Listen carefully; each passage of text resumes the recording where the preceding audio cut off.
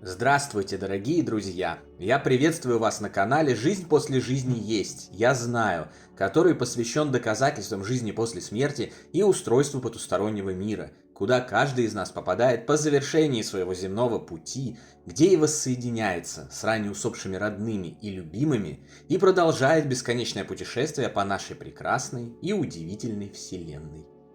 Ваши вопросы вы можете задать мне после лекции в нашей приватной группе в Телеграме, ссылка в описании, а пока начнем. И сегодня мы поговорим о тех, кто встречает нас после смерти. Узнаем, что это вовсе не обязательно наши родственники, и разберемся, кем же они приходятся нам на самом деле и что могут с нами сделать, когда завершится наш жизненный путь. Одним из самых распространенных стереотипов о жизни после смерти и устройстве потустороннего мира является убеждение подавляющего большинства живущих, кои допускают продолжение бытия после гибели тела, что с окончанием жизненного пути на пороге между мирами их встретят духи родственников, которые покинули земной мир до них. Считается, что после смерти тебя встретит или мама, или папа, возможно, бабушка или дедушка, брат или сестра. Однако это очередное заблуждение, порождающееся отсутствием знаний и нежеланием их получить. Напомню, что ссылки на эти знания мы в обильном количестве предоставили вам в нашем телеграм-канале и любой нашей книге цикла «Жизнь после жизни есть, я знаю». Обязательно воспользуйтесь ими, если хотите действительно разобраться в том, как все устроено. После смерти нас не обязательно встречают родственники по последней жизни. Кровные биологические связи, к которым мы привыкли по жизни на Земле и которые делаем основополагающими здесь, вообще не имеют никакого особого значения на том свете. Что же имеет значение и определяет взаимодействие духов, в том числе их будущие встречи после разлуки в очередной командировке в мир плотной материи из-за биологической смерти? Любовь. Искренняя и взаимная любовь. Это тот самый магнит, который тянет нас навстречу друг другу и неизменно воссоединяет друг с другом после смерти тел, между жизнями, в следующих жизнях и вообще во веки веков. Поэтому, выйдя из тела с его смертью, вы с удивлением можете обнаружить, что встречать вас пришли не мама с папой по только что завершившейся жизни, а лучший друг или подруга, или даже вообще незнакомая на первый взгляд личность. Так бывает, когда в последней жизни вы не успели или не планировали встретиться со своим самым родным и близким духом, хотя и шли с ним рука об руку на протяжении десятков жизней до этого. Увидев его, вы вспомните, кто это.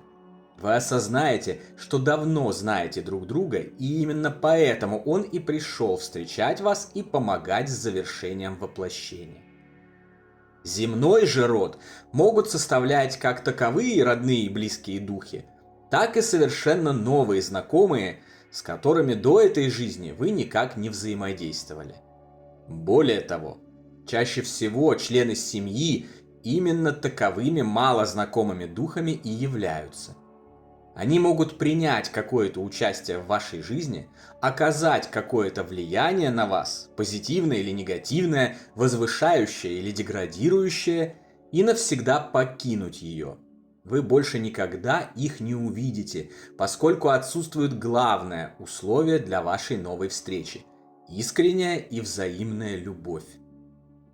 Уверен, многие, припомнив свои семейные отношения, могут сказать, что испытывают какие-то особо теплые чувства, например, к маме или брату, а сестра при этом остается для них как будто чужим человеком. А порою интенсивность чувств к другу затмевает собою все семейные связи вместе взятые. Это оно и есть. Кровные родственные связи сами по себе не значат ничего. Важна связь духовная. Друзья, наши книги о жизни после смерти и устройстве потустороннего мира цикла «Жизнь после жизни есть, я знаю» и «Онкология и душа» вы можете найти в разных книжных магазинах и маркетплейсах. Ссылки на некоторые из них даны в описании. Мы очень рекомендуем эти книги для получения комплексных и системных знаний о том, как все устроено. Ну а теперь возвращаемся к лекции. Разбираемое нами в этой лекции заблуждение, в свою очередь, порождает и довольно сильный иррациональный страх, отравляющий существование людей. Они думают, что после смерти им придется встречаться с родственниками. Не всегда родственные истории людей позитивны. Даже наоборот, в силу нынешнего устройства общества и семьи, чаще всего они негативны. Мужья абьюзят жен, изменяют им и делают их несчастными. Родители с самого детства калечат психику детей своим неразумным отношением к ним и совершением огромного количества ошибок в так называемом воспитании, считая при этом себя непререкаемыми и вечно правыми авторитетами. Создают массу конфликтов, которые длятся затем годами и десятилетиями.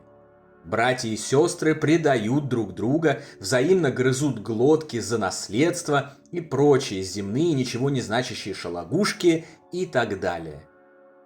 Эти духи, облеченные родной по крови плотью, на самом деле не являются родными по истинной природе. Поэтому и опасаться, что с ними придется встречаться и после смерти, не стоит. Если между вами нет искренней и взаимной любви, этого не произойдет. Единственное, что может случиться, они разыщут вас и попросят о прощении. Вы имеете возможность их простить, и во всех случаях это желательно сделать.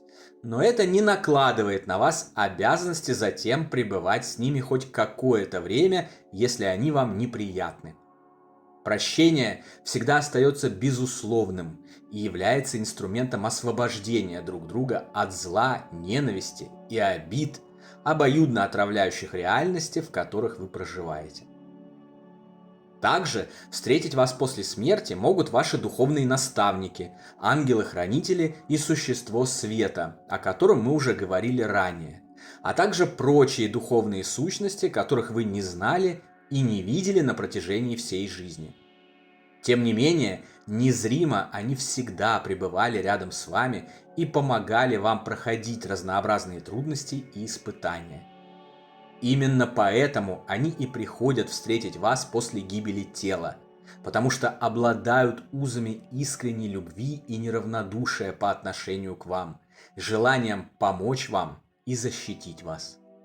Эти удивительные духовные существа являются нам самыми близкими, ближе, чем мама, папа, брат и сестра, бабушка и дедушка вместе взятые.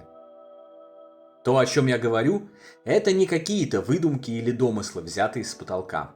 Эти сведения добыли для нас, неоднократно проверили и доказали известные и уважаемые люди – ученые, врачи, философы, инженеры, профессора, кандидаты и доктора наук, занимавшиеся исследованием жизни после смерти. Информацию о них и их исследованиях вы можете получить в других наших лекциях на этом канале. Таким образом, после смерти нас встречают не родственники и не те, кого мы считаем близкими здесь и сейчас, но те, с кем нас связывают духовные и вечные узы искренней и взаимной любви. Даже если в этой жизни вы пересеклись всего пару раз, но вас объединяет такая любовь, вы встретитесь в потустороннем мире и будете счастливо проживать там до нового воплощения и нового приключения в мире плотной материи. На сегодня это все, дорогие друзья. Если вам нравится то, что мы делаем, пожалуйста, поддержите нас донатом по ссылкам в описании видео.